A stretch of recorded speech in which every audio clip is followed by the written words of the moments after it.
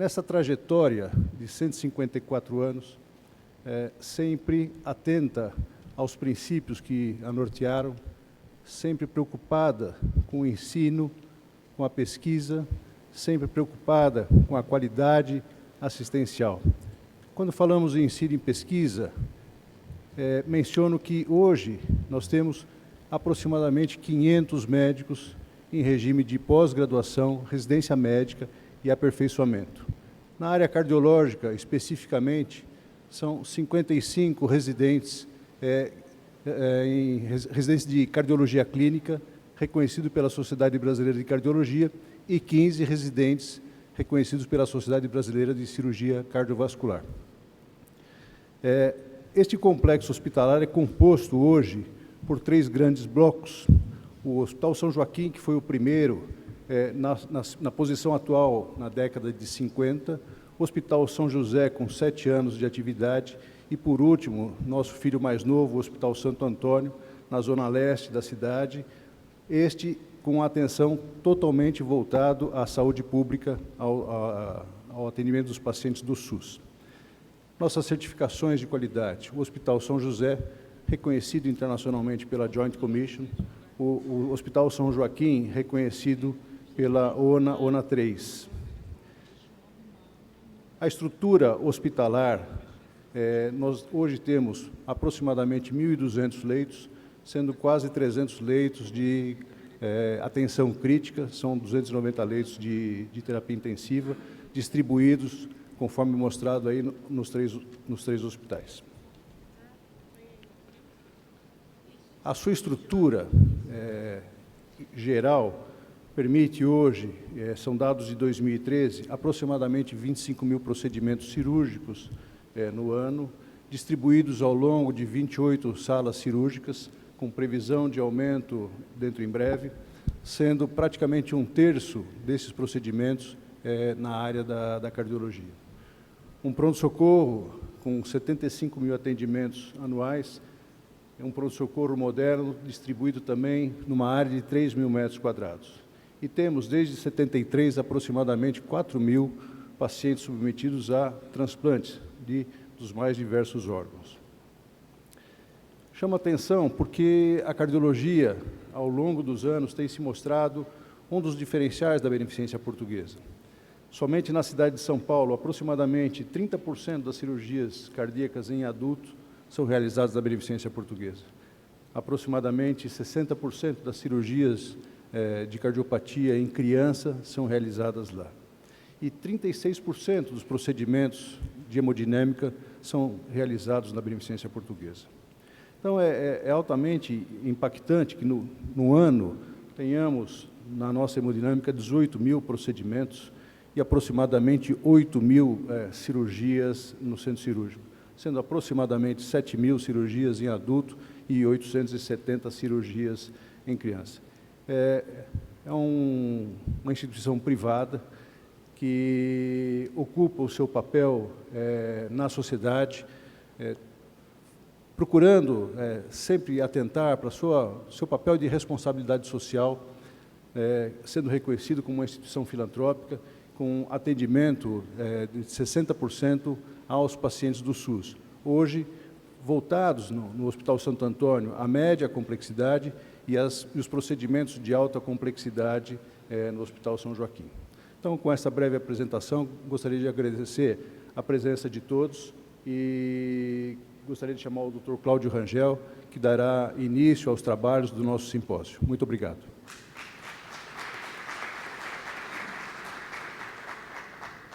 Boa tarde a todos. Nós vamos dar início a essa sessão, e essa sessão é uma sessão interativa, no qual nós vamos apresentar 2 casos clínicos, e a participação de todos é muito importante. Gostaria, antes de começando a composição na mesa, queria chamar o Dr. José Armando Mangione, Dr. José Pedro da Silva, Dr. Luiz Augusto Gaburi, Professor Sérgio Almeida de Oliveira, Dr. Vitor Haddad. O primeiro caso clínico vai ser apresentado pelo Dr. Januário Manuel de Souza. Vai ser um caso clínico de aneurisma de aorta. E nesse caso vão ter algumas perguntas que são interativas e a gente vai pedir a participação de todos. Dr. Januário. Em primeiro lugar, gostaria de agradecer ao Núcleo de Cardiologia da Beneficência Portuguesa por ter me escolhido para essa apresentação. Então, nós vamos apresentar um paciente aqui de 47 anos, de cor branca, portador da síndrome de Marfan, e foi internado no hospital no dia 12 de fevereiro de 2008. Esse paciente tinha sido operado em 2001 em outro hospital, onde foi corrigido um aneurisma da aorta ascendente com um tubo valvado mecânico com reimplante das coronárias. Nessa operação, ele teve uma pequena sequela, que foi uma sequela de uma hemiparesia do membro inferior esquerdo. Esse paciente apresentava, naquela época, uma dor abdominal intensa, especialmente nas fossas ilíacas, tontura, fadiga e mal-estar, que tinha se iniciado há 1 ano e com piora no último mês. No exame físico, apresentava todos os sinais da síndrome de Marfan. Havia uma massa pulsátil abdominal, pulsos periféricos simétricos presentes. Do ponto de vista cardíaco, era um ritmo cardíaco em 2 tempos, ruído metálico da prótese e pressão arterial nos 4 membros, igual. Quanto à medicação, ele usava anticoagulante oral e beta-bloqueador. Aos exames complementares feitos na época, no laboratório não havia uma alteração significativa, o raio-x de tórax, o eco e a angiotomografia foram feitos. O ecocardiograma mostrava uma raiz aórtica de 40, que era o tubo, aorta ascendente 59, átrio esquerdo discretamente aumentado, assim como o ventrículo esquerdo, e pressão sistólica na artéria pulmonar normal e insuficiência mitral discreta, e o tubo valvado normal. Aqui nós vimos então o raio-x de tórax, que havia apenas um botão aórtico saliente e a área cardíaca aumentada, pouco aumentada. A angiotomografia, que é o exame que dá realmente o diagnóstico e a conduta e o planejamento cirúrgico, mostrava, então, um aneurisma que envolvia toda a aorta, desde o tubo na aorta ascendente, envolvendo o arco, a aorta descendente e tórax abdominal até a bifurcação. Nós temos, então, as imagens axiais e a imagem já reconstruída. Isso aqui devia estar rodando.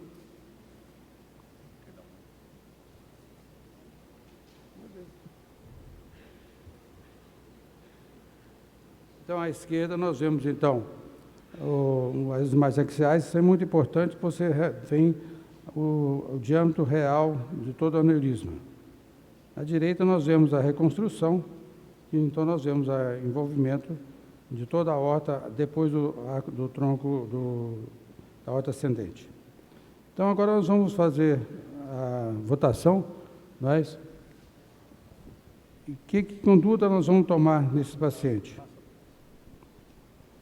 Então, bom, a conduta, nós temos 4 condutas escritas: tratamento clínico, operação convencional aberta, operação híbrida e endoprótese. Enquanto vocês vão votando, eu passo a palavra ao Dr. Vitor para comentar sobre as possibilidades de conduta e a abordagem desse paciente do ponto de vista clínico. Bom dia, boa tarde. Não há dúvida que trata-se de um paciente com uma complicação, com uma evolução da doença da aorta, e também não há dúvida que a gente vai ter que levá-lo a algum tratamento cirúrgico, né? Ele tem uma aorta descendente acima de 60 a 65 milímetros, chega a 80 milímetros, e a conduta preferencial é a cirurgia. O tipo de cirurgia, o cirurgião vai decidir e vai ser feito, o que vai ser feito. Professor Sérgio, qual seria a abordagem cirúrgica para um paciente nessa apresentação? Há algum tempo atrás, a única possibilidade era a abordagem direta em um ou dois tempos. Estava dizendo que há algum tempo atrás, sem a disponibilidade das próteses, nós tínhamos das próteses percutâneas, né? Ou nós tínhamos que trabalhar diretamente, seguramente estagiando. Ele já teve um primeiro estágio, seguramente a crosta seria feita aberta e deixado talvez um tubo perdido, como chamada tromba de elefante, para depois num segundo tempo, num terceiro tempo, numa toracotomia, toracolaparotomia, expandir toda a correção. Isso é uma operação extremamente grande, extremamente grave, e hoje seguramente, aliás, pelo título da apresentação, a técnica híbrida foi adotada. Ela já seria híbrida porque tem um primeiro segmento tratado aberto. Mas a crosta possivelmente será tratada com uma cirurgia aberta, reconectando os vasos da base cerebral, os vasos cervicais, e deixando já possivelmente um tubo perdido na aorta descendente para uma segunda intervenção. Não sei se vai ser essa a técnica adotada pelo Dr. Januário, mas esse é o procedimento. Eu queria fazer só uma observação interessante, porque o Marfan é uma doença que evolui sempre, quase sempre, para a sequência de aneurismas. Então, hoje, os serviços especializados em acompanhar o Marfan, mesmo que ele não tenha nenhuma doença, faz estudos periódicos e vai tratando à medida que as doenças vão aparecendo. Esse, infelizmente, já apareceu aqui depois de uma dissecção, mas muitas vezes ele desaparece com aneurisma, porque a situação é mais fácil.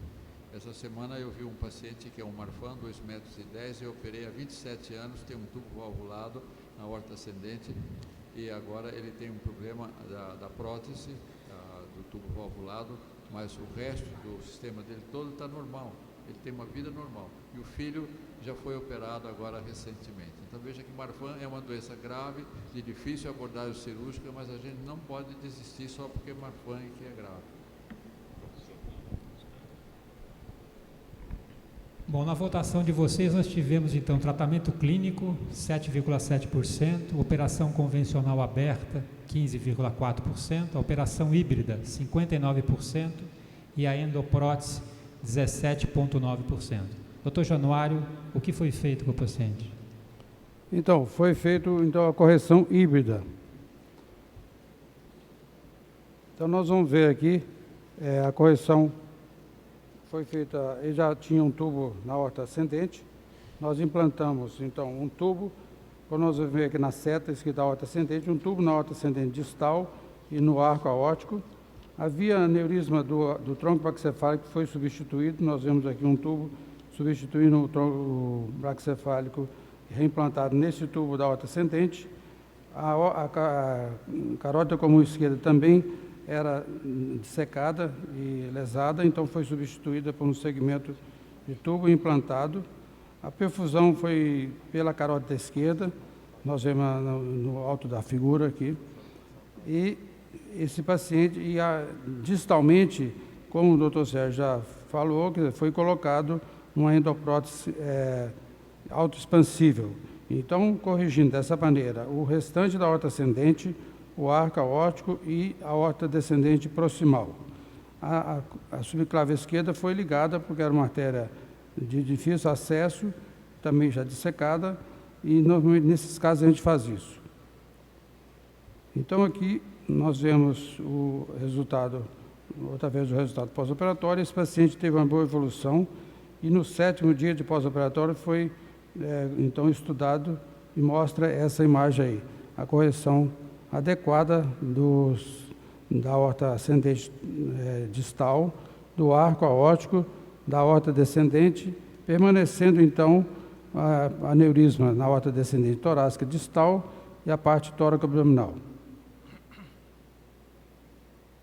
Então, o que vamos fazer agora com esse paciente? Então, nós teríamos opções de operação convencional imediata, correção cirúrgica com endoprótese, alta hospitalar, com correção cirúrgica posteriormente ou acompanhamento clínico.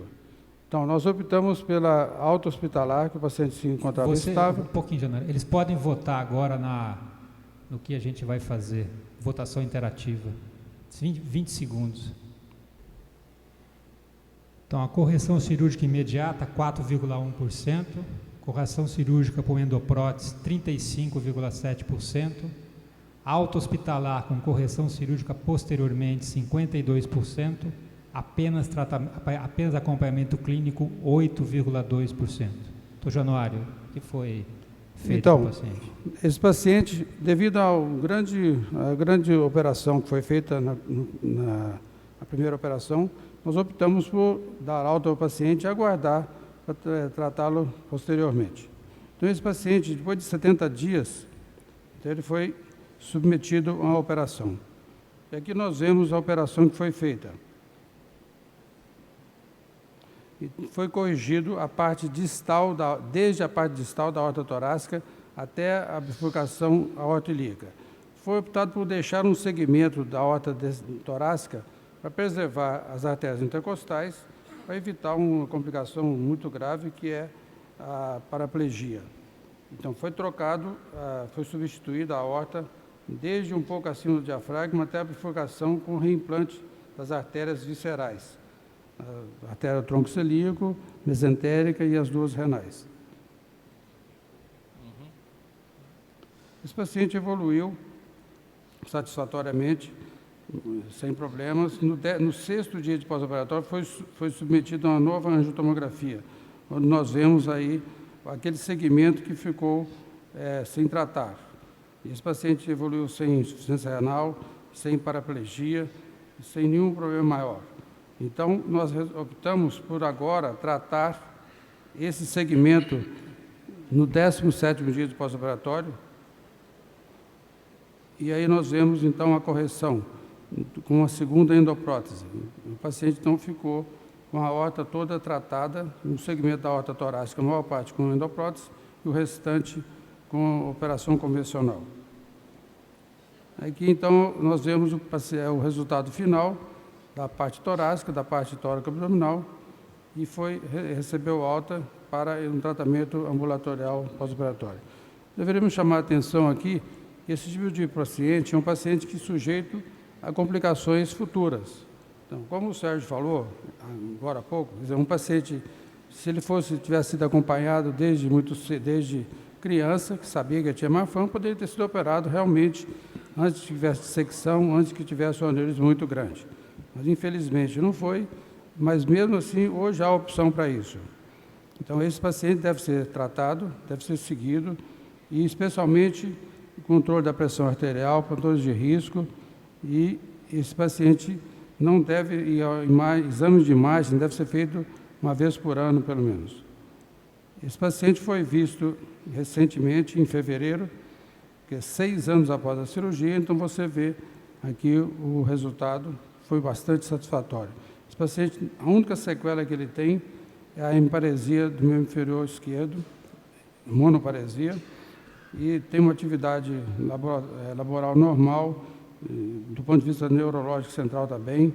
O paciente não tem nenhum problema e controla o antihipertensivo e anticoagulante oral pela válvula mecânica que ele tem na aorta ascendente. Eu gostaria de deixar aqui o meu agradecimento à Beneficência Portuguesa por nos proporcionar fazer operações desse tipo. Eu sei que são onerosas para o hospital. Gostaria de dar um agradecimento especial ao Dr. Sérgio Oliveira, com quem trabalhei muitos anos e onde eu pude ter a oportunidade de desenvolver um trabalho juntamente com ele de tratamento de doenças da aorta. E hoje nós temos uma experiência bastante grande graças a essa colaboração entre nós e o hospital, entre todos os doentes, todos os membros da nossa equipe. Muito obrigado. Obrigado, doutor Januário. Nós vamos dar seguimento ao nosso simpósio, chamando o professor Dr. Noedir Grupo Stolf, que vai nos falar sobre os procedimentos híbridos na cirurgia de aorta, conceito e aplicação. Dr. Betarello, Dr. Rangel, colegas, é um privilégio e uma satisfação muito especial participar desse segundo simpósio da nossa Beneficência Portuguesa. Os procedimentos híbridos são hoje um valioso recurso para tratar casos especiais de doenças da aorta torácica. São procedimentos variados, são várias técnicas disponíveis para combinar técnica convencional com técnica endovascular. E aqui eu procurei, para ser mais didático, separar em 3 tipos de procedimento. O procedimento híbrido, em que nós temos uma cirurgia convencional na aorta ascendente ou uma cirurgia de coronárias que se combina com o implante de uma endoprótese na aorta descendente. Um segundo tipo de procedimento híbrido é aquele em que técnica convencional e técnica endovascular trata mais ou menos extensamente a doença do arco aórtico, que sempre é um certo desafio. E o procedimento híbrido na aorta tóraco-abdominal, que eu não vou tratar hoje. O objetivo dessa cirurgia híbrida é tratar doenças independentes na aorta ascendente e na aorta descendente. Aqui, os senhores veem um esquema de um aneurisma na aorta ascendente e, independentemente, um aneurisma na aorta descendente e um esquema de uma cirurgia convencional na aorta ascendente e endoprótese na aorta descendente. Nós podemos tratar a doença coronária e a doença da aorta descendente. Aqui é um esquema, uma revascularização cirúrgica arterial e o implante de uma endoprótese na aorta descendente. Ou então, uma cirurgia híbrida na aorta ascendente e na aorta tóraco-abdominal ou descendente extensa, em que a endoprótese não trata totalmente, mas é um primeiro tempo para tratar essa doença extensa. O segundo tipo de procedimento é aquele em que nós vamos tratar mais completamente a dissecção aórtica, aguda ou crônica. Exemplo, um doente em que nós temos que operar, em geral de urgência, uma dissecção que envolve a aorta ascendente com risco de vida, mas é uma dissecção retrógrada. O orifício de entrada está na descendente e dissecou retrógradamente para ascendente. Nós trocamos a aorta ascendente e colocamos uma endoprótese na descendente. Ou então, nós estamos tratando uma doença que inicia na aorta ascendente, o orifício de entrada está na aorta ascendente, mas nós identificamos um orifício na aorta descendente, nós sabemos que esse doente pode exigir cirurgias futuras e nós implantamos uma endoprótese. Esse é um exemplo de uma dissecção crônica, envolvia um pouco o arco aórtico e na cirurgia nós verificamos que havia um orifício a entrar, colocamos uma endoprótese e com isso nós tratamos mais amplamente, diminuímos a chance de intervenções futuras. O segundo tipo de procedimento híbrido que eu aqui coloco em conjunto são os procedimentos do arco aórtico. Houve um extraordinário avanço na cirurgia do arco aórtico, a morbimortalidade caiu drasticamente, mas ainda existe um risco e uma morbidade envolvida. Nesses procedimentos do arco aórtico, tem um primeiro grupo em que nós cobrimos com uma endoprótese mais ou menos extensamente esse arco aórtico.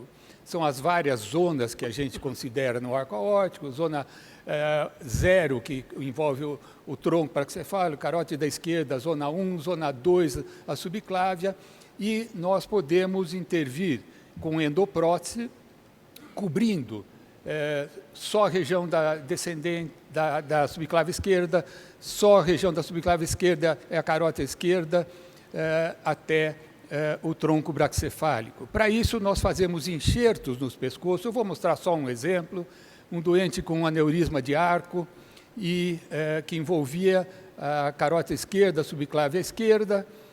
Foram feitos os enxertos sequenciais no pescoço para a carótide esquerda, do tronco da carótide direita para a esquerda, da carótide esquerda para o tronco, para a subclávia esquerda, e daí cobrimos o arco aórtico com uma endoprótese. Tudo isso feito sem circulação extracorpórea, sem parada circulatória total.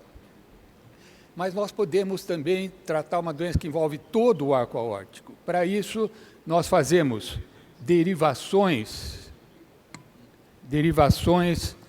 do segmento preservado da aorta ascendente, como mostrar pelo Dr. Januário, para o tronco baxifal, para a carótida esquerda, eventualmente para a subclave esquerda, e podemos implantar uma endoprótese pela aorta ascendente. Esse é um doente de 79 anos, AVC prévio, doença pulmonar obstrutiva crônica, insuficiência renal, que chegou com aneurisma de arco aórtico roto. Aqui é a pleura abaulada pelo sangramento, e um doente com risco de morbimortalidade altíssimo. Nós aqui, com pissamento lateral da aorta, estamos fazendo esse enxerto bifurcado para o tronco braquicefálico, para a carótida esquerda, e, através da própria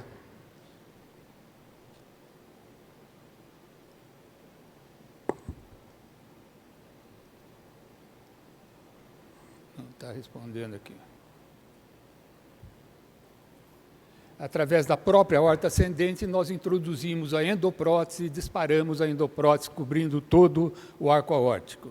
Isso, na verdade, pode ser feito também fazendo essas derivações, como no caso anterior, mas como havia disponibilidade, esse era o aneurisma, envolvendo o arco aórtico, a derivação para os ramos do arco aórtico, a subclávia foi sacrificada, que ela estava dentro do aneurisma, e a endoprótese, como tinha disponibilidade da hemodinâmica na sala, a endoprótese foi colocada pela perna, com todo o controle angiográfico. O segundo tipo de cirurgia híbrida do arco aórtico foi o que o Dr. Januário mostrou.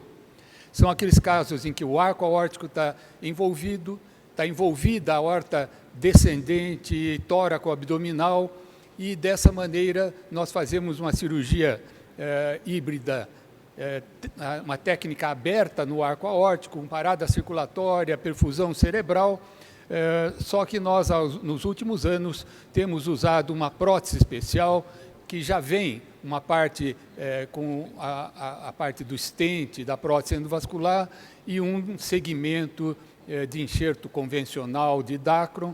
Aqui é a prótese colocada na descendente, suturada, vedando a falsa luz, e aqui o aspecto final semelhante ao que o Dr. Januário brilhantemente fez no caso discutido. Essa é uma pequena experiência, nossa de procedimentos híbridos na aorta torácica, 96 pacientes. Vejam que 81 eram aorta ascendente, coronária, mais endoprótese. São procedimentos mais ou menos complexos, trocando a aorta ascendente e o hemiarco, fazendo operação de Bentall de Bono, tubo valvulado, preservando a válvula, substituindo a aorta menos extensamente, e 15 era procedimento híbrido do arco aórtico, menos extenso, ou como o Dr. Januário mostrou. Esses 96 pacientes, aqui sumiu um dos slides, eles foram operados com uma mortalidade de 7%, pela complexidade, eu acho que é uma mortalidade muito aceitável. Em conclusão, os procedimentos híbridos são uma boa alternativa para a doença extensa da aorta torácica. Eles são uma boa alternativa para pacientes de alto risco com grandes comorbidades. Como mais que bem demonstrado, o segmento cuidadoso dos pacientes é obrigatório. Procedimentos adicionais subsequentes podem ser necessários, como bem mostrado. Todos os senhores sabem que a doença da aorta, especialmente nas suas apresentações agudas, eles constituem um risco extraordinariamente alto. O doente está, como nesse belo quadro de Gustav Klimt, entre a vida e a morte. Novas técnicas, novas tecnologias são, obviamente, muito bem-vindas, e eu agradeço a atenção dos senhores.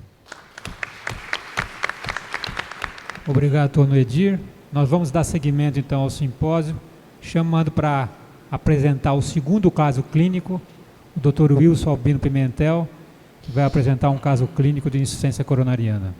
Boa tarde a todos. É com uma grande honra que eu participo desse segundo simpósio da Beneficência Portuguesa, com muito orgulho, e agradeço ao núcleo da cardiologia do qual eu faço parte, pelo convite de apresentar esse caso. Os senhores vão ver que é um caso extremamente interessante, com diversos aspectos de grande importância clínica. Essa era uma paciente do sexo feminino, com 60 anos, de Copada, e, como os senhores podem ver, tinha diversos aspectos de fatores de risco da doença coronária. E chamava a atenção a ausência da história familiar de doença da artéria coronária. Atendendo de outro pronto-socorro de outro hospital, com angina do peito em repouso, acima de 20 minutos, dispneia, diaforese, estertores da base de ambos os pulmões, hipotensão arterial, como os senhores podem ver, e baixa saturação de oxigênio, naturalmente caracterizando um quadro de grande gravidade e choque cardiogênico.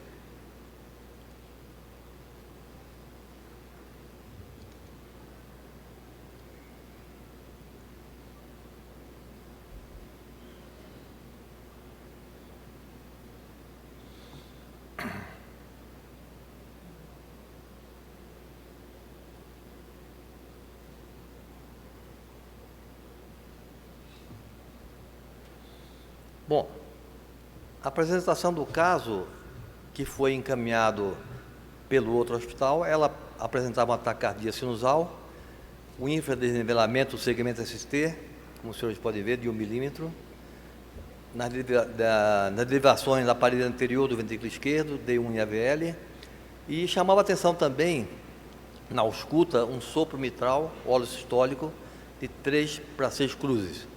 Foi dado o diagnóstico de síndrome coronária aguda, sem elevação do segmento ST, de alto risco.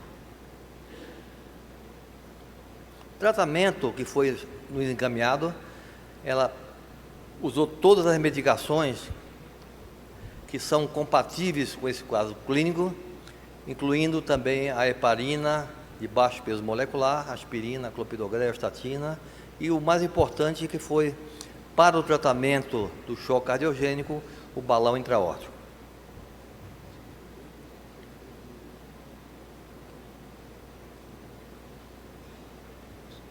Chama a atenção dos senhores aqui,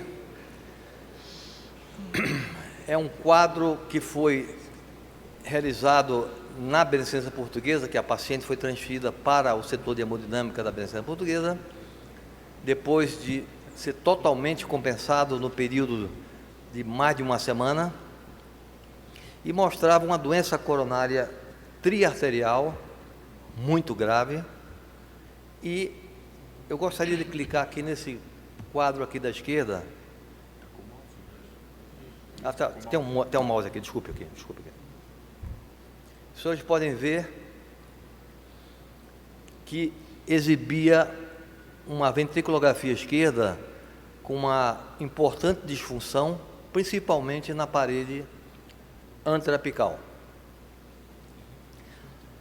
Talvez o mais interessante desse caso, e seja o motivo dessa apresentação, os senhores podem observar que na artéria descendente anterior, os senhores podem ver que, além da obstrução grave proximal, mostrava um aspecto bastante bom na parte distal dessa artéria coronária.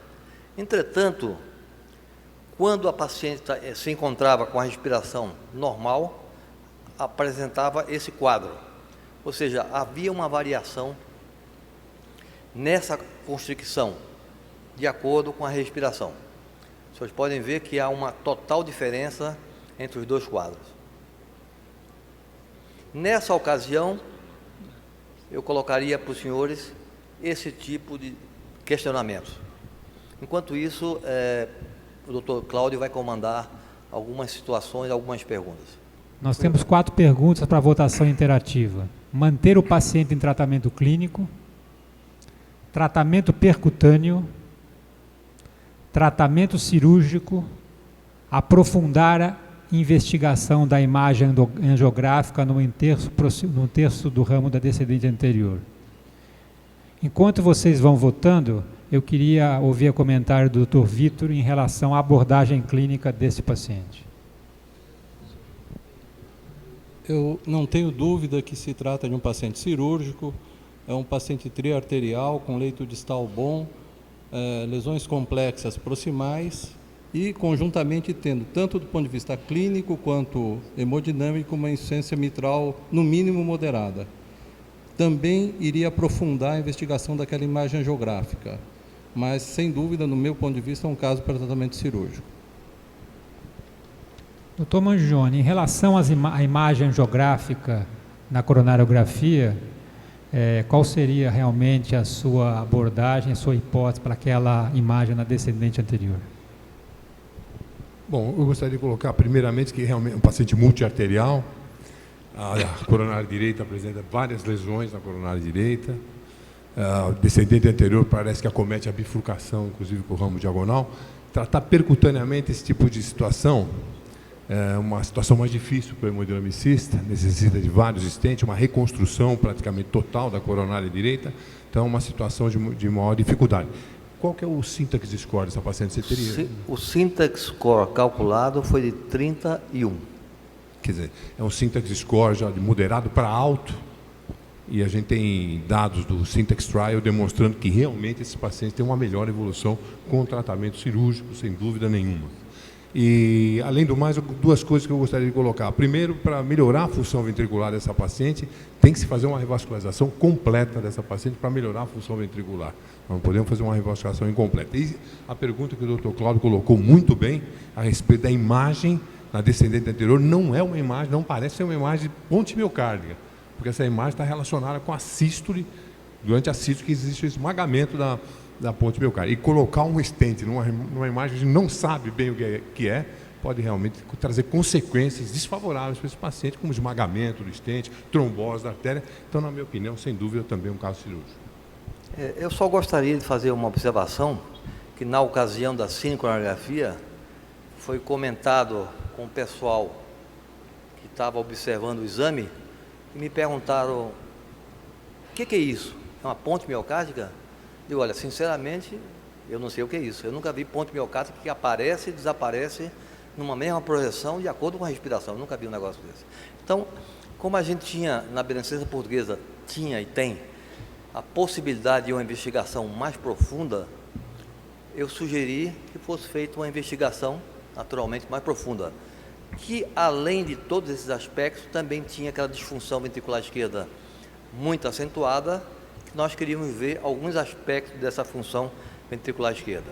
Só um pouquinho, Luiz. Vamos dar aqui o resultado da nossa votação interativa. Só voltar ao outro slide. Então, na pergunta 1, nós tivemos 1,7%, tratamento percutâneo 17,8%, tratamento cirúrgico 43,2% e aprofundar a investigação da imagem angiográfica 37,3%. Vamos lá, doutor Luiz, pode dar seguimento ao caso.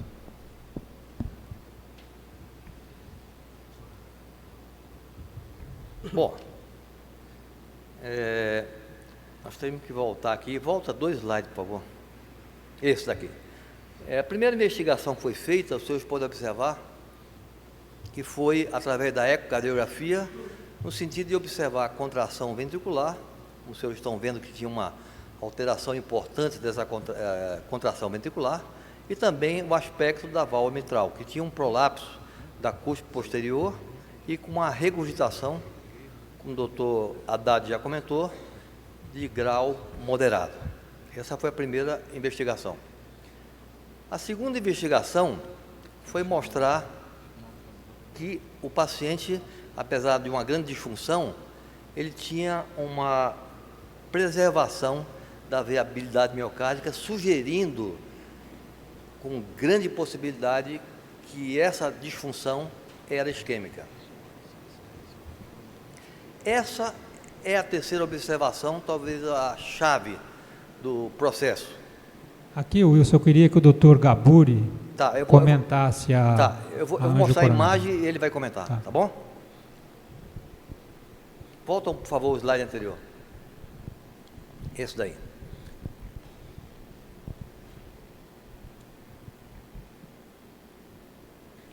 Doutor Luiz, por favor, quer comentar?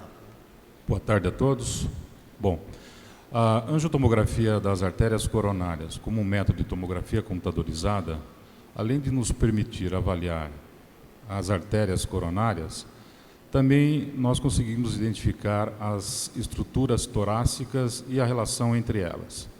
E é o que nós observamos nesse caso aqui, o causador dessa imagem no terço distal da artéria coronária direita, da descendente anterior. Nós vemos que o aumento do volume cardíaco associado a uma pequena deformidade da cartilagem costal na parede anterior do tórax promovem essa imagem de compressão extrínseca sobre a descendente anterior. Muito bem. Posso adiante? Então, foi discutido o famoso Heart Team, que é uma equipe multidisciplinar que se compõe de um clínico ou clínicos, do hemodinamicista e do cirurgião. O que fazer? Quer dizer, uma situação inusitada, uma situação não encontrada habitualmente. Então, foi decidido, então, esse tipo de cirurgia com essa característica, que eu gostaria que o Dr. José Pedro comentasse a respeito do caso. Que foi realizada pela equipe do Dr. José Pedro. Ok, boa tarde. Realmente, esse caso mostra, né, a importância de um diagnóstico. Realmente, esse caso mostra a importância de um diagnóstico, dos meios diagnósticos atuais, né? Eu, com a grande experiência em cirurgia de coronária, tanto da época da Cleveland Clinic como da Beneficência Portuguesa, nunca tinha visto um caso como esse. Provavelmente, alguns passaram sem diagnóstico, né? Mas com as inovações diagnósticas, a possibilidade de tomografia, mostrou que a cartilagem da costela é que comprimia a coronária. E provavelmente uma cirurgia de plastia mitral e revascularização ia resolver o problema, porque ia diminuir o tamanho do coração e ele ia se distanciar da costela. Mas, por via das dúvidas, foi também feita a ressecção do fragmento da costela envolvida. Aí eu chamaria a atenção para a importância, nesse caso, né, como discutido dentro de uma equipe completa de cirurgiões, cardiologistas, hemodinamicistas, né, formando o tão chamado equipe do coração, o Heart Team americano, essa decisão, que no caso, por várias razões, é melhor cirúrgica, principalmente porque é importante combinar a plastia da válvula mitral. É um assunto que nós temos dedicado bastante, né? E tem evoluído bastante na cirurgia cardíaca, e nesse caso uma plastia simples, envolvendo o folheto posterior. Mas hoje em dia, nas boas técnicas cirúrgicas, se faz plastia mitral, na grande maioria dos pacientes, desde que não tenha muita calcificação e também não tenha ser comprometida por endocardite bacteriana. Embora mesmo em caso de endocardite bacteriana, é possível fazer plastia. E a razão disso é que a plastia mitral tem muito melhor evolução, principalmente em longo prazo, se comparado à troca mitral. Então, nesse caso, foi possível fazer a revascularização completa e uma plastia mitral eficiente, que eu acho que é o tratamento ideal para esse paciente, além da ressecção do fragmento da costela envolvida. Posso adiante, Cláudio? Um pequeno comentário e rápido. De pleno acordo com o Mangione, que disse que é um caso complexo para angioplastia, mas é um caso convencional para cirurgia. Então, a indicação cirúrgica é perfeita e ele está de acordo. muito de acordo com o que o Zé Pedro fez da revascularização, não tem nenhuma dúvida. O problema só é a curiosidade. Quer dizer, talvez se eu tivesse feito essa operação, tivesse ressecado também, ou pelo menos explorado, porque é um fato raro e inusitado. Mas ele não deve ter nenhuma implicação no quadro clínico da doença. Porque isso aí é um fenômeno que, inclusive, pode desaparecer, o coração deve ter diminuído depois que tratou a insuficiência cardíaca e a insuficiência mitral. E esse fenômeno existe, ele é um pectus cavatus, que tem uma grande compressão ali. Todo pectus cavatus tem uma coisa parecida, só que a gente nunca documenta isso. Então isso é uma curiosidade, mas certamente não é uma doença. A artéria não devia estar doente nesse segmento. Ele tinha uma compressão transitória, que não faz diferença na perfusão miocárdica. Doutor Wilson, pode continuar. Bom, a cirurgia, como os senhores viram, foi daquela forma realizada e a paciente evoluiu sem intercorrência, recebendo alta no 7º dia de pós-operatório. O ecocardiograma, na ocasião da alta, reservou que já havia uma melhoria da fração de ejeção, discreta, mas uma melhoria, e redução significativa da regurgitação mitral, mostrando que a plastia mitral foi muito eficiente. Foi combinado para que 60 dias após a paciente retornasse para um acompanhamento clínico e também realizasse a angiotomografia coronária. Na respiração normal, que quando é que aparecia aquela constricção, não apareceu na angiotomografia coronária. A cirurgia foi reestudada também, 70 dias após, com uma diferença de 10 dias entre a angiotomografia por causa do contraste, e mostrou uma mamária perfeitamente funcionante, como é característica da cirurgia do Dr. Zé Pedro, assim como também as safenas perfeitas. E o que é mais interessante foi o desaparecimento total dessa constricção da artéria descendente anterior com a respiração normal, que aparecia com a respiração normal. Eu só gostaria de dizer uma coisinha rápida em relação ao que o Dr. Sérgio de Oliveira comentou. Tem um caso na literatura, que eram coronárias normais, foi feito lá na Coreia do Sul, e tinha esse tipo de constricção que, coincidentemente, eu não tinha nem visto esse trabalho ainda, fizeram o mesmo tipo de investigação. E o doente tinha isquemia com essa constricção. Foi colocado um stent, o Dr. Park, que é muito conhecido no nosso meio, e esse stent depois se fragmentou e a artéria voltou a ter o mesmo problema. Então, eu acredito que essa constricção, dessa forma, ela provocou naquele trabalho da literatura e provavelmente provocaria também isquemia miocárdica. Então, como conclusão, nós diríamos que é um caso raro de compressão extrínseca do ramo coronária descendente anterior, naturalmente agravado pela doença coronária triarterial, bem estudada aqui, bem comentada aqui, é uma indicação cirúrgica sem nenhuma dúvida, incompetência da válvula mitral. Ele é um caso único na literatura tratado cirurgicamente. Tinha o primeiro caso, foi feito stent. O paciente, um ano após, agora, semana passada, nós tivemos um contato telefônico com a família e com a paciente. A paciente estava bem, com controle clínico rigoroso. Muito obrigado.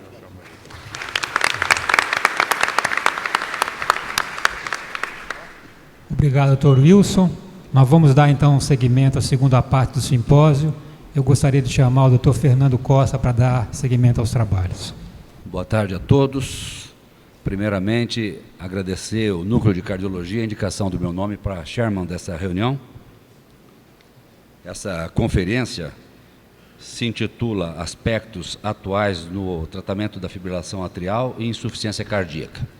É um tema bastante palpitante e, como nosso conferencista, nós convidamos o professor Lino Gonçalves, que foi escolhido por unanimidade por ser a figura de exemplo e de projeção internacional que nós conhecemos. O Dr. Lino Gonçalves é especialista em cardiologia pela Ordem dos Médicos, fellow da Sociedade Europeia de Cardiologia, chefe do Serviço de Cardiologia dos Hospitais da Universidade de Coimbra, diretor do Serviço de Cardiologia, membro de Comissão de Relações Internacionais da Sociedade Portuguesa de Cardiologia, entre outros títulos. Ele também é diretor do programa Harvard em Portugal. E, para mim, o maior título dele é ser muito amigo da gente, muito prestativo e uma pessoa altamente qualificada, ao qual agradeço e passo a palavra do seu púlpito. Sr. Dr. Fernando Costa, caros colegas, caros alunos, minhas senhoras e meus senhores, boa tarde a todos. Em primeiro lugar, queria agradecer o honroso convite para estar aqui hoje, neste vosso congresso, e queria também, obviamente, agradecer as palavras amigas do Dr. Fernando Costa. É para mim um enorme orgulho e uma honra estar aqui neste vosso congresso e ter a oportunidade, depois de uma viagem de 10 horas transatlântica, poder estar num país onde é possível falar a mesma língua falada por Jorge Amado e Fernando Pessoa. Sei, no entanto, que existe o português de Portugal e existe o português do Brasil. A musicalidade é diferente, a língua é a mesma. E nesse aspecto eu tenho que confessar que tenho alguma vantagem em relação aos caros colegas, é porque eu entendo perfeitamente o português do Brasil, não sei se os colegas entendem o meu português de Portugal.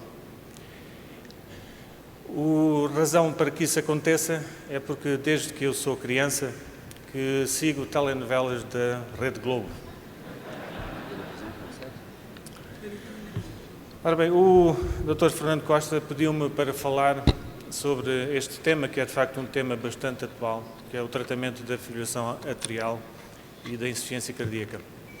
Tenho que confessar, no entanto, que é um desafio muito grande e tive muita dificuldade no início em ponderar o que é que iria efetivamente trazer aqui, porque o tema é tão grande, tão vasto, que seguramente passaríamos quase uma manhã a falar sobre ele. Então, tive a tirar informações sobre este vosso congresso da Sociedade de Cardiologia do Estado de São Paulo. E a informação que me chegou é que não só era um congresso muito bem sucedido, como também era um congresso que era bem sucedido porque era muito clínico, aliás, como nós tivemos aqui a oportunidade de ver antes, a discussão de 2 casos clínicos muito interessantes, mas também era um congresso muito bem sucedido porque era muito dedicado aos colegas mais jovens. E então, face a esse conhecimento, decidi de alguma forma não estar a falar sobre coisas muito sofisticadas, mas trazer aqui questões de natureza clínica, atuais, que possam ser úteis aos colegas mais jovens e aos colegas que fazem clínica cardiológica, particularmente em doentes com fibrilação auricular.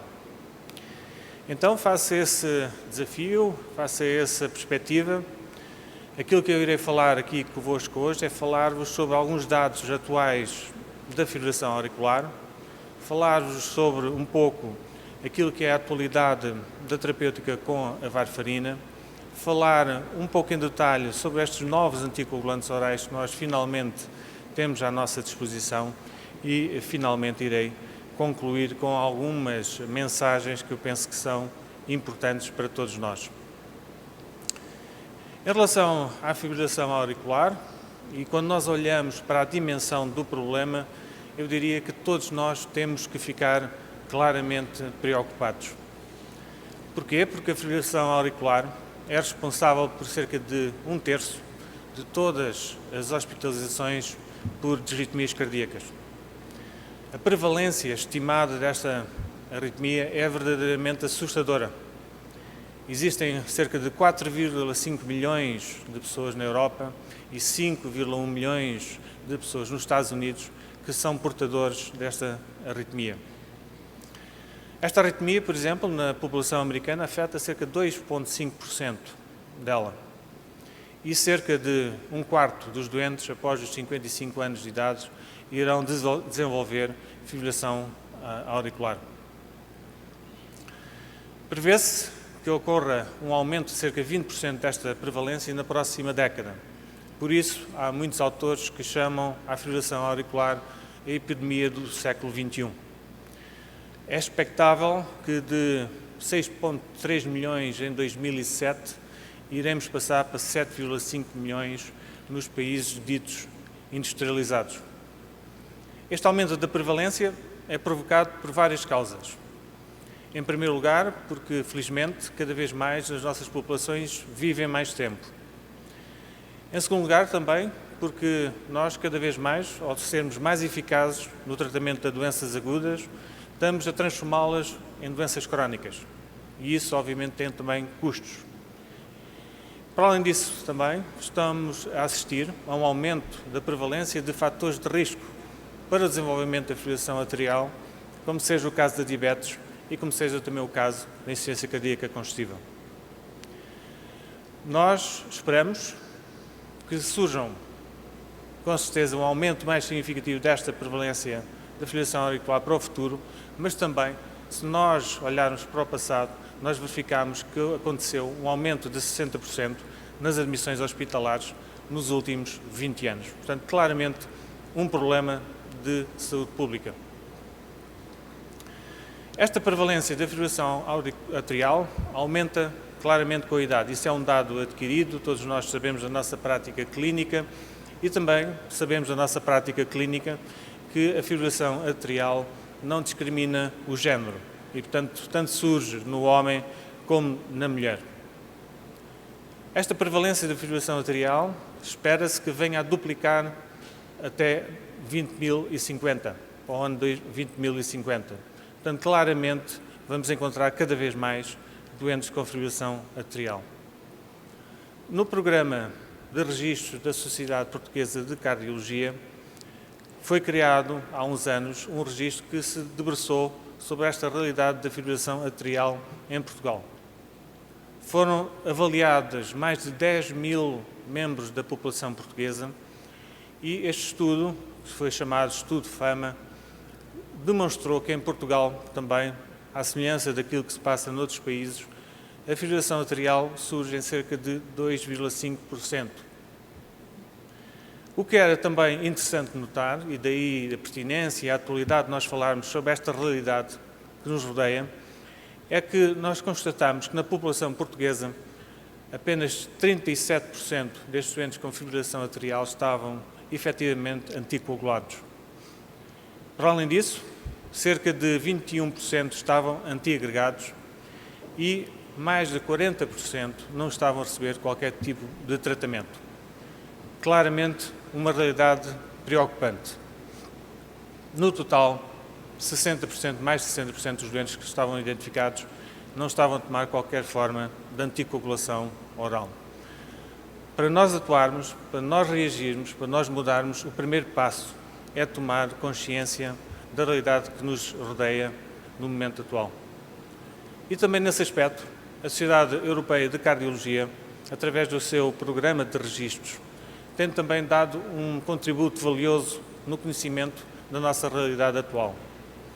Recentemente foi publicado os resultados do Euro Observational Research Program on Atrial Fibrillation, onde mais uma vez se verificou que a prevalência da fibrilação atrial era de cerca de 4%, uma população estudada de mais de 3 mil doentes. Aqui verificou-se que os anticoagulantes orais eram usados em 80% dos doentes. Pode parecer, de facto, uma percentagem bastante melhor. No entanto, se nós olharmos para os centros que contribuíram para este registro, nós verificamos que, de uma forma esmagadora, foram centros terciários e altamente diferenciados. Provavelmente, este resultado, este valor, não reflete aquilo que é o mundo real na Europa neste momento. Dos doentes que estavam anticoagulados, cerca de 70% estavam a tomar antivitamina K e apenas 8% estavam a tomar os novos anticoagulantes orais. Os antiagregantes nesta população, e isto também, mais uma vez, é um dado interessante, estavam a ser utilizados em cerca de 30% dos casos. Resultados, de facto, bastante interessantes. Nesta população, mas resultando numa outra publicação, verificou-se que os antivitaminas K foram mais frequentemente utilizados em doentes com doença valvular, em doentes com insuficiência cardíaca crónica, em doentes com doença coronária, em doentes com doença vascular periférica. E os antivitaminas K estavam associados mais frequentemente a antiagregantes plaquetários, particularmente em doentes que tinham síndromes coronários agudos. Em relação aos fatores de risco, o que é que nós sabemos? Sabemos que os fatores de risco principais para a fibrilação atrial são claramente a idade, como já tive a oportunidade de demonstrar, a presença de doenças cardiovasculares, como seja o caso da hipertensão, da diabetes, do síndrome metabólico, o infarto do miocárdio, a insuficiência cardíaca, congestiva, obviamente, e também a doença valvular e a cirurgia cardíaca. Consumo de álcool, muito frequente neste tipo de doentes, e uma história familiar também de fibrilação atrial é também um must. O género masculino aparece mais frequentemente associado à fibrilação atrial, bem como alterações ecocardiográficas, como seja o caso do aumento da aurícula esquerda, a hipertrofia ventricular esquerda, a redução da função sistólica. E doenças tiroideias também frequentemente se associam, bem como doenças inflamatórias como a miocardite, pericardite ou eventualmente inflamações sistémicas e pneumonia. A apneia de sono também igualmente se associa a esta arritmia. Uma das consequências catastróficas, como é de vosso conhecimento, da presença da fibrilação atrial é o desenvolvimento ou a associação aos acidentes vasculares cerebrais. E, de facto, dentro daquilo que são a população de doentes que sofrem acidentes vasculares cerebrais, a fibrilação atrial é responsável por cerca de 20% desses casos, o que é uma percentagem bastante elevada. De facto, o risco de acidente vascular cerebral é 5 vezes superior na população que tem fibrilação atrial quando comparado com a população normal. E é responsável, como eu disse anteriormente, pelo desenvolvimento de cerca de 20% de todos os AVCs. Mais de 90% dos AVCs em doentes com fibrilação atrial são, pois, de etiologia isquémica. E nunca é demais realçar que a mortalidade a mortalidade após o AVC é muito elevada e pode atingir valores como 24%. Este risco também é bom trazer na nossa mente que é muito semelhante, quer se trate de uma fibrilação atrial paroxística ou de uma fibrilação atrial permanente. A incidência de AVC, de alguma forma, acompanha também a prevalência da fibrilação atrial e aumenta igualmente com a idade dos doentes. O risco de AVC também, e é bom que nós recordemos, é semelhante também, elevado, no caso de estarmos na presença de uma fibrilação atrial assintomática. E também, obviamente, que a recorrência do acidente vascular cerebral é mais provável após o primeiro acidente vascular cerebral isquémico. Por outras palavras, depois de um doente ter o primeiro acidente vascular cerebral na presença da fibrilação atrial, a probabilidade de ele voltar a ter um segundo é maior. Portanto, o acidente vascular cerebral é, de facto, claramente uma complicação muito grave da fibrilação atrial. E comparado com outras causas, este AVC é responsável pelo aumento da mortalidade e da morbilidade, é habitualmente acompanhado de um prognóstico, de facto, pior, e é provavelmente mais incapacitante, não só devido à deficiência cortical, mas também à fraqueza muscular grave, à diminuição da atenção e, habitualmente, provoca a persistência do doente no leito no momento da admissão. Apresenta também o dobro da taxa de mortalidade após AVC do que na outra população de doentes. Em relação à varfarina, é de vosso conhecimento, a história é de facto um medicamento que já tem muitos anos. Inicialmente surgiu um fenómeno estranho, que era o gado que aparecia com problemas e ia morrer quando comia determinadas ervas, particularmente quando as ervas estavam úmidas, e verificou-se que havia um fungo que alterava essas ervas e produzia uma substância que era de facto associada depois a hemorragias. Essa substância foi isolada, foi chamada de dicumarol e posteriormente foi utilizada como raticida nos anos 40 do século passado. Posteriormente, curiosamente, passou de raticida a um medicamento utilizado em terapêutica humana e, a partir de 1954, começou a estar disponível no mercado com o nome de Coumadina e como terapêutica anticoagulante. A varfarina é seguramente o antivitamina K mais utilizado, é rapidamente absorvido no tubo gastrointestinal, como sabem, apresenta uma elevada biodisponibilidade, circula ligada às proteínas plasmáticas e, claramente, estes antivitamina K foram a base da nossa terapêutica anticoagulante durante mais de 50 anos. Historicamente foi considerada, de facto, uma terapêutica fundamental para a prevenção do acidente vascular cerebral em doentes com fibrilação atrial.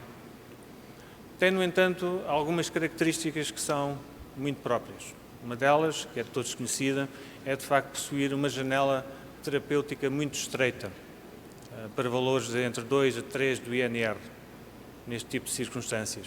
Obviamente que é importante fazer esta terapêutica, apesar desta margem ser relativamente estreita, porque nos permite reduzir de uma forma muito significativa os eventos isquémicos, os acidentes vasculares cerebrais isquémicos, mas também é igualmente do nosso conhecimento que se nós começamos a trabalhar com INRs mais elevados, que a probabilidade dos doentes apresentarem hemorragias intracranianas começa também depois a aumentar.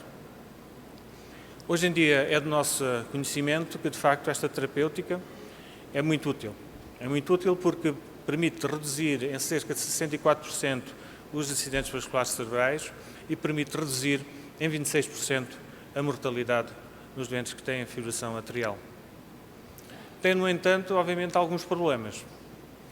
E o problema talvez principal é que a varfarina é o medicamento que mais frequentemente provoca eventos adversos associados a medicamentos e faz com que os doentes recorram à urgência.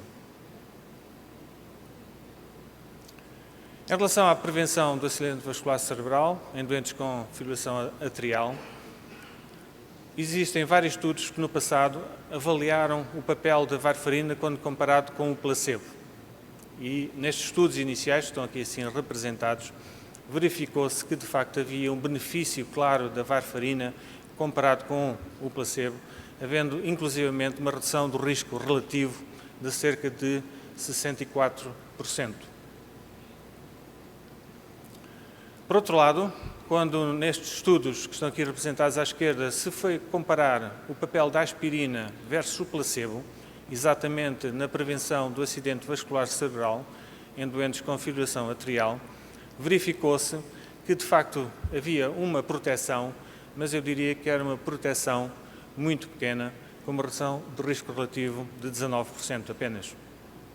E obviamente foi comparada a eficácia da varfarina com a aspirina nestes estudos e verificou-se nesta comparação direta que a varfarina era muito superior à aspirina na prevenção dos acidentes vasculares cerebrais, com uma redução do risco relativo de 38%. De forma que a Sociedade Europeia de Cardiologia, como sabem, em 2012, emitiu as diretrizes que estão aqui representadas e que são relativamente simples, relativamente ao tratamento de doentes que têm fibrilação atrial. Se de facto o doente tem doença valvular associada a esta fibrilação atrial, então deverá fazer antivitamínicos K.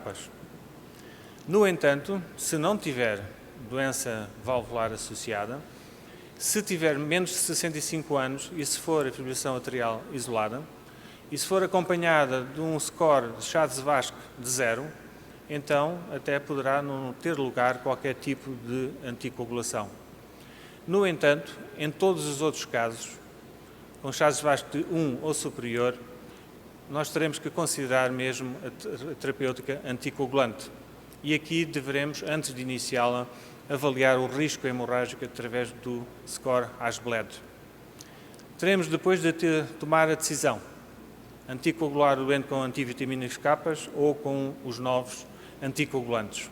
É uma decisão que deverá seguramente ser individualizada e feita em conjunto com o nosso doente. Nós temos a noção que para a grande maioria dos doentes com fibrilação atrial não valvular, os novos anticoagulantes são preferíveis à varfarina. e eu já irei mostrar porquê. Nós também temos consciência que a eficácia da varfarina apenas é verificada para níveis de controle superiores a 70%. E isto, infelizmente, no mundo real, nem sempre é conseguido. Não existe qualquer tipo de dúvida que doentes com fibrilação atrial que estejam associados à patologia valvular deverão ser tratados com varfarina. Quando se usa o antivitamina K, é fundamental ter, de facto, níveis de controle elevados, isto é, superiores a 70%. Nós também já sabemos que a terapêutica antiagregante é fraca, no sentido de prevenir os acidentes vasculares cerebrais. E, por outro lado, o risco de hemorragia major e de hemorragia intracraniana não é diferente daquele que se observa nos anticoagulantes orais e, particularmente, na população mais idosa. O uso de antiagregantes deve, na prevenção do acidente vascular da fibrilação atrial, deve ser limitado aos doentes que recusam qualquer forma de anticoagulante.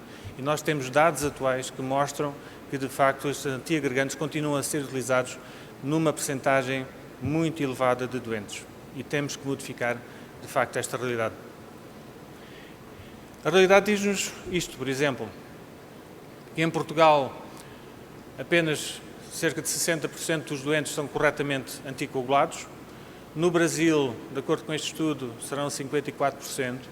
Portanto, claramente, nós temos que melhorar esta realidade que nos rodeia. Em relação aos antivitaminas K, nós já sabemos que eles têm um início e fim de ação lento, têm uma variabilidade de dose-resposta que é muito dependente de indivíduo para indivíduo e dentro do mesmo indivíduo de uma altura para outra, têm muitas interações farmacológicas e com medicamentos e com alimentos e também a reversão da anticoagulação poderá não melhorar os resultados. Janela estreita, como já tive a oportunidade de demonstrar, e o risco de hemorragia é de facto elevado. Isto também é uma realidade que nós temos que conhecer e temos que ter presente no nosso dia-a-dia. É que mesmo às vezes os doentes estando dentro da janela terapêutica, por vezes podem surgir acidentes vasculares cerebrais. Isso já foi claramente demonstrado em vários estudos. Por outro lado, também, já foi claramente também demonstrado que eles se associam, os antivitamínicos K, a um aumento do risco de hemorragia intracraniana, assim também como um aumento da mortalidade. Existem algumas vantagens com a utilização de antivitamínicos K, como seja o caso da redução da incidência do AVC, mas, por outro lado, aumenta o risco de hemorragia, incluindo a hemorragia intracraniana, é menos eficaz e também requer uma monitorização frequente, como todos sabem. Temos, como eu disse há bocado, agora à nossa disposição, finalmente, novos anticoagulantes orais. Aqui estão representados os principais, o dabigatran, o apixaban, o rivaroxaban. Nós, em Portugal, não temos ainda à nossa disposição o edoxaban. Enquanto que o dabigatran é um inibidor direto da trombina, os outros acabam por atuar a nível do fator 10. Em termos de mecanismos da ação, estes novos anticoagulantes permitem uma resposta mais previsível, não precisam de uma monitorização da anticoagulação, não precisam de ajustes de dose frequentes, têm um início e fim de ação rápidos, têm poucas interações com medicamentos, não têm interação com alimentos e não têm fenómenos de resistência à varfarina, como nós observamos na nossa prática clínica. Em termos de perfil farmacocinético, são drogas que hoje em dia são bem conhecidas. No caso do dabigatran tem uma semivida de cerca de 12 a 17 horas. No caso do rivaroxabano, de 5 a 9 horas. No caso do apixabano, de cerca de 12 horas. Existem alguns testes que permitem hoje em dia fazer uma avaliação da sua atividade.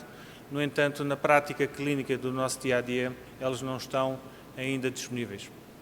Assim como também, de momento, apesar de estarem a ser desenvolvidos, não temos à nossa disposição antídotos que previnam eventualmente as consequências nefastas quando elas surgem. As interações medicamentosas com estes novos anticoagulantes também são conhecidas. No caso do dabigatrano, claramente não se deve utilizar o drona, bem como alguns antifúngicos. Também existem interações significativas com o verapamil. No caso da apixaban, temos também o mesmo problema com os antifúngicos e o rivaroxaban também problemas com os antifúngicos. Em relação também ainda ao dabigatran, tem interações com fármacos como a rifampicina, a carbamazepina e o fenobarbital. O apixaban também o mesmo problema e o rivaroxaban também tem problemas de interação com alguns inibidores das proteases do HIV. Tem claramente vantagens relativamente aos antivitamínicos K, como seja o caso do efeito previsível e sem necessidade de monitorização. Tem poucas interações com a comida e com medicamentos, como eu disse anteriormente. Tem uma eliminação e uma semivida mais previsível e tem também uma melhor relação eficácia-segurança. Existem vários estudos que já permitiram avaliar numa comparação direta o papel destes novos anticoagulantes com a varfarina e numa meta-análise que foi publicada recentemente verificaram-se dados muito interessantes, como por exemplo que de facto estes novos anticoagulantes se associam a uma menor incidência de hemorragia intracraniana quando comparados com a varfarina. Verificou-se também que estes novos anticoagulantes reduzem o número total de acidentes vasculares cerebrais e de acidentes embólicos quando comparados também com a varfarina. Finalmente, também estão associados a menor incidência de hemorragias significativas, hemorragias major. E também, obviamente, um dado extremamente importante, verificou-se nesta meta-análise que se associavam a uma redução significativa da mortalidade quando comparados também, mais uma vez, com a varfarina. Em termos daquilo que são as recomendações das diretrizes da Sociedade Europeia de Cardiologia, como sabem, estas diretrizes dizem que, de facto, a terapêutica antitrombótica para a prevenção do tromboembolismo está recomendada em todos os doentes com fibrilação atrial, sejam eles homens ou mulheres, exceto aqueles, de facto, que têm um chá de Vasco igual a 0. Isto é um nível de recomendação classe 1 e nível A.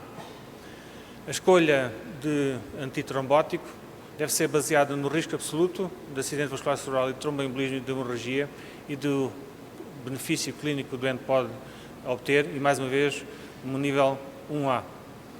O score Chades-Vasco é fundamental para a avaliação dos doentes, mais uma vez com o nível 1A, e, como eu disse anteriormente, quando o Chades-Vasco é de 0, poderá ponderar-se não fazer qualquer tipo de terapêutica trombótica com nível de evidência 1B. Estas diretrizes dizem que quando um antivitamina K não puder ser usado num doente com fibrilação atrial, então deveremos utilizar um dos novos anticoagulantes e este trata-se de uma indicação de nível 1B. No entanto, quando está recomendada a anticoagulação oral, um dos novos anticoagulantes deverá ser considerado em vez do antivitamina K para a maioria dos doentes com fibrilação atrial não valvular, se bem que esta é uma indicação 2A com nível de evidência A. Um aspecto muito importante na nossa prática clínica diz respeito ao seguimento dos doentes com os novos anticoagulantes orais. E, de facto, nas diretrizes da Associação Europeia do Ritmo Cardíaco, eles dizem que, de facto, deverá ser feito este seguimento com muito cuidado. Deverá ser prescrito o novo anticoagulante após a definição da sua indicação. Deverá ser decidido se é necessário dar a este doente também um inibidor de bomba de prótons. Deverá ser avaliado a hemoglobina, a função renal e a função hepática basal antes de iniciar o anticoagulante. Deverá ser dada informação relevante ao doente. No caso destes doentes, deverá ser também fornecido o cartão anticoagulante, o qual está disponível no site desta associação. E também, desde o primeiro momento, deverá ser organizado o seguimento deste doente, definindo-se à partida quando, quem deverá fazer o seguimento e, neste seguimento, o que é que se deve fazer. Quem inicia a anticoagulação deverá manter a responsabilidade de continuar a coordenar o seguimento destes doentes. Nas consultas subsequentes, o que é que deverá ser feito? Ponto número 1, verificar a compliance do doente. O doente está ou não ainda a tomar um anticoagulante. Ocorreram ou não eventos tromboembólicos. Ocorreram ou não eventos hemorrágicos. Verificaram-se efeitos secundários ou não. Qual é a medicação que o doente está a tomar associada a estes anticoagulantes? Existe a necessidade de fazer análises no seguimento e seguramente é importante marcar a consulta seguinte para continuar a fazer esse seguimento clínico dos doentes. Portanto, estes aspectos são aspectos muito importantes que deverão ser avaliados em cada uma das visitas que o doente fizer à vossa clínica. A insuficiência renal, como vocês sabem, aumenta os níveis plasmáticos e o efeito anticoagulante da maior parte dos novos anticoagulantes, com especial incidência do dabigatran. E neste caso, na presença de insuficiência renal, como sabem, de facto, a redução da dose é muito importante. Também é muito importante saber que a maioria das hemorragias menores que podem surgir na prática clínica são irrelevantes e temporárias, pelo que não justificam a suspensão ou a redução da dose do anticoagulante. A não ser que seja muito frequente essas hemorragias menores e que eventualmente reduzam a qualidade de vida do doente. Aí sim fará sentido reduzir a dose ou eventualmente suspender o novo anticoagulante. Um dado importante, e que é talvez uma vantagem para estes novos anticoagulantes, é que a monitorização do nível de anticoagulação por rotina não é necessária. Mas a sua avaliação pode eventualmente justificar-se em situações de emergência, como seja o caso das hemorragias graves ou eventualmente eventos trombóticos, no caso da cirurgia urgente, no caso de insuficiência hepática ou renal, ou eventualmente no caso de haver uma suspeita de se estar na presença de uma overdose. A questão que se coloca, portanto, na prática clínica é como é que nós podemos avaliar o efeito anticoagulante dos novos anticoagulantes orais. E aí, infelizmente, a resposta não é muito ainda favorável. Se é verdade que relativamente ao dabigatran nós podemos, através do APTT, ter uma ideia do nível de anticoagulação ou do risco hemorrágico, sabendo nós que também com os outros anticoagulantes orais há a possibilidade de avaliar o nível de anticoagulação, mas não está disponível de uma forma clara na nossa prática do dia-a-dia, isso poderia ser um motivo de preocupação. No entanto, em boa verdade, não é. E não é porque, basicamente, se nós estamos na presença de um doente que tem uma hemorragia, aquilo que nós temos que nos preocupar é, efetivamente, em tratar essa hemorragia. E quando nós estamos na frente de um doente que está a tomar um novo anticoagulante oral e que tem uma hemorragia menor, então, o que é que se deve fazer? Em primeiro lugar, parar ou atrasar a toma da próxima dose. Em segundo lugar, eventualmente reconsiderar alguma da terapêutica concomitante que o doente está a fazer. Se o doente tem uma hemorragia moderada a severa, portanto uma hemorragia mais grave, devemos tomar medidas de suporte, como seja o caso da compressão manual, hemostase cirúrgica, reposição de líquidos, transfusão de sangue, plasma fresco e eventualmente transfusão de plaquetas se o seu número for baixo. No caso do dabigatran, manter uma diurese adequada, importante, e eventualmente considerar a hipótese de hemodiálise, caso seja necessário. No caso de estarmos na presença de uma hemorragia potencialmente fatal, então, considerar a utilização de um concentrado do complexo de protrombina, na dose de 25 unidades por quilo, e repetir uma ou duas vezes, se indicado. Pode-se também utilizar um concentrado de complexo protrombínico parcialmente ativado, ou, eventualmente, utilizar também fator 7A recombinante na dose de 90 micros por quilograma. No entanto, ainda não existe não existem ainda dados suficientes que permitam comprovar o benefício desta última terapêutica. Quando parar os anticoagulantes, no contexto de uma cirurgia planeada, é relativamente fácil. No caso de se tratar de baixo risco ou de alto risco, e no caso de nós falarmos do apixaban e no rivaroxaban, vocês podem ver baixo risco 24 horas, alto risco 48, em ambos os casos. Exceto aqui no caso do baixo risco do apixaban, em doentes com insuficiência renal crónica, em que poderá ser necessário parar de cerca de 32 a 36 horas. No entanto, Em relação ao dabigatran, tendo em consideração que ele é muito influenciado pela insuficiência renal, vocês veem facilmente que no caso do baixo risco teremos que esperar 24 horas no caso da função renal ser normal. Se houver uma depressão da função renal, poderá ser 36 horas no caso da clearance da creatinina ser entre 50 e 80 ml por minuto, ou eventualmente 48 horas no caso de ser 30 a 50 ml por minuto. No alto risco, poderá ser necessário 48 horas para parar antes da cirurgia, no caso normal. No caso de clearance da creatinina ser entre 50 e 80 a 72 horas, e no caso da clearance da creatinina ser 30 e 50, 96 horas. Em relação às conclusões, apenas dizer que a fibrilação atrial é a arritmia persistente mais frequente, pode afetar cerca de 1 a 3% da população geral. A presença da fibrilação atrial associa-se a um aumento da taxa dos AVCs e de uma mortalidade significativa.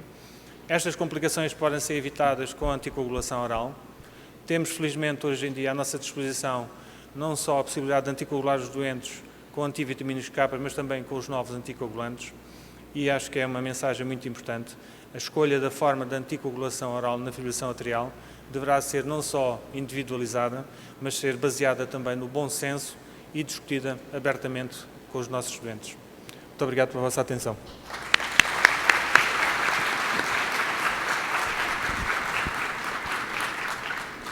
Parabéns, professor Lino.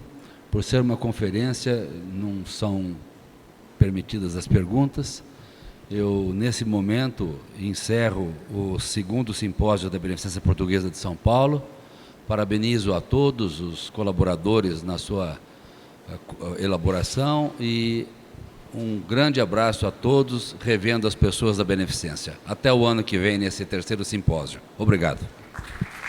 Doutor, o que o senhor achou sobre a organização geral do evento?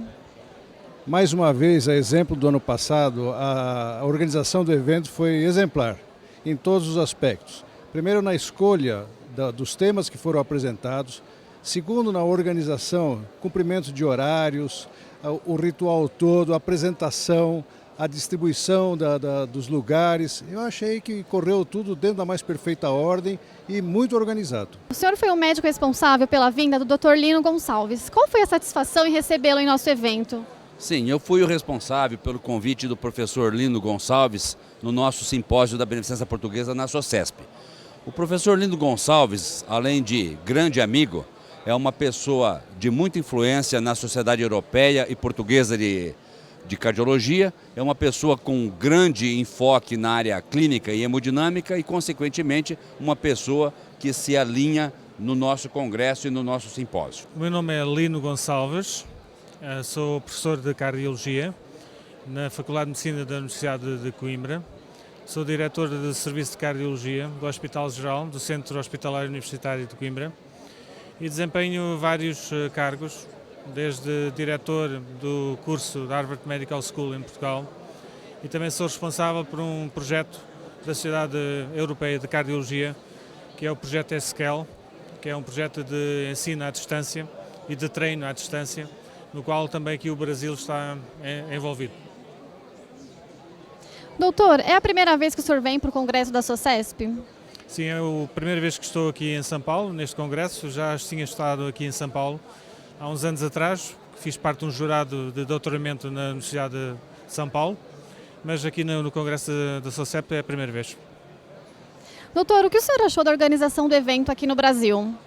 Acho que é um enorme congresso, bem organizado, com uma área da exposição técnica também enorme e, por aquilo que eu tive a oportunidade de ver, está muito bem organizado e muito bem estruturado. Doutor, o senhor poderia fazer um breve comentário sobre a sua palestra de hoje? A palestra que hoje aqui preferi foi sobre a fibrilação atrial, que é um tema muito atual, uma vez que nós hoje em dia temos novas formas de terapêutica desta situação, que é uma situação que é muito preocupante, não só porque os números de doentes que têm esta arritmias têm vindo a aumentar, mas também porque tem consequências muito nefastas. Está associado a um aumento da mortalidade, a um aumento da morbilidade, particularmente por acidente vascular cerebral.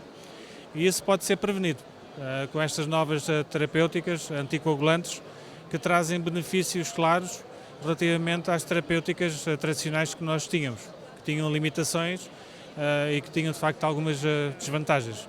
E portanto aquilo que eu fiz aqui hoje foi mostrar a realidade dos factos, agora em 2014, e apontar quais eram as alternativas terapêuticas que temos à nossa disposição para combater esta doença que traz tanto problema aos nossos doentes. Doutor, o senhor poderia falar um pouco sobre o Núcleo de Cardiologia da Beneficência Portuguesa de São Paulo e quais são as principais atividades desse núcleo? Muito bem, o Núcleo da Cardiologia de São Paulo, da Beneficência Portuguesa, ele foi idealizado pela própria diretoria administrativa, que há uns 2 anos, mais ou menos atrás, escolheu alguns profissionais cardiologistas do hospital para compor esse núcleo. Esse núcleo começou com 4, 5 componentes, com o tempo ele foi aumentando. Nós, do início, da composição inicial, escolhemos mais alguns colegas que nós julgamos necessários para fazer a composição desse núcleo. E um dos objetivos principais do núcleo realmente são as atividades científicas dentro e fora da Beneficência Portuguesa. Então nós fazemos mensalmente reuniões científicas internas e também temos essas reuniões externas, como foi aqui no próprio Congresso da SOCESP, onde foi realizado esse simpósio, que já é o 2º ano. E o Núcleo da Cardiologia também, além dessa atividade científica muito forte que nós estamos tendo, ele trabalha conjuntamente com a diretoria administrativa do hospital para ver as necessidades da cardiologia dentro da Beneficência Portuguesa e tentar sempre aprimorar a cardiologia em termos de necessidades, como de espaço físico, de novos equipamentos que vem sempre acontecendo com o desenvolvimento da cardiologia. Nós trabalhamos juntos com o hospital no sentido de juntos construirmos uma cardiologia melhor dentro da Beneficência Portuguesa. Doutor Wilson, o seu caso ele foi apresentado como o primeiro do mundo. Como foi a repercussão fora do Brasil?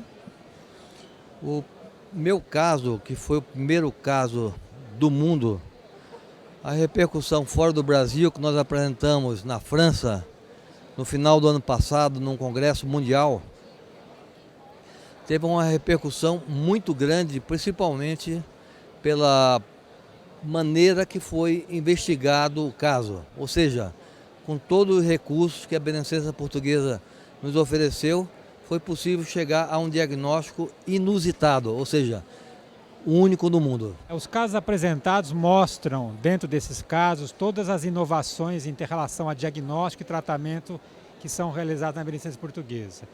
O segundo caso, o caso de insuficiência coronariana, é um caso realmente inédito na literatura, porque é um caso do qual existe uma compressão da costela na coronária, e este caso, se a gente revisar a literatura, a gente não encontra nenhum caso parecido que foi corrigido cirurgicamente. Dentro do primeiro caso, a gente mostrou toda a inovação de diagnóstico, angiotomografia, a indicação de cirurgia híbrida na colocação de endoprótese, que são procedimentos de alta complexidade e que poucos hospitais no país fazem. Do ponto de vista de ensinamento para os cardiologistas presentes, que muitos estão até no interior de São Paulo, esses casos demonstram que, com a evolução da cardiologia, a Beneficência Portuguesa está inserida no cenário nacional e internacional, realizando qualquer tipo de procedimento na área diagnóstica e na área de tratamento em cardiologia. Doutor, o senhor acha que a técnica híbrida crescerá no Brasil? Tem uma média de porcentagem? A técnica híbrida, ela já está aqui no Brasil há bastante tempo. Ela é empregada, portanto, usando uma associação de cirurgia convencional, já antiga, e essas próteses endovasculares. E, na verdade, ela não é uma técnica para todos os casos.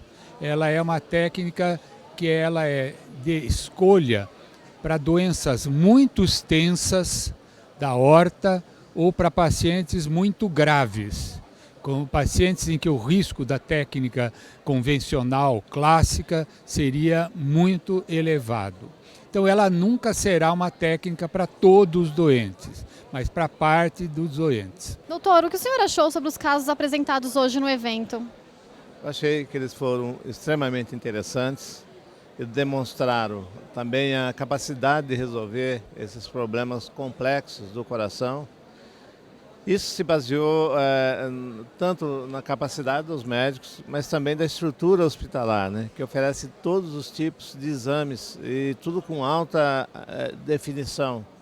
Por exemplo, no caso de coronária, foi possível mostrar uma compressão da coronária durante a sístole e durante um período da respiração, na expiração de uma mulher e, portanto, elucidar o problema. Isso não seria possível se não houvesse os equipamentos que tem na beneficência.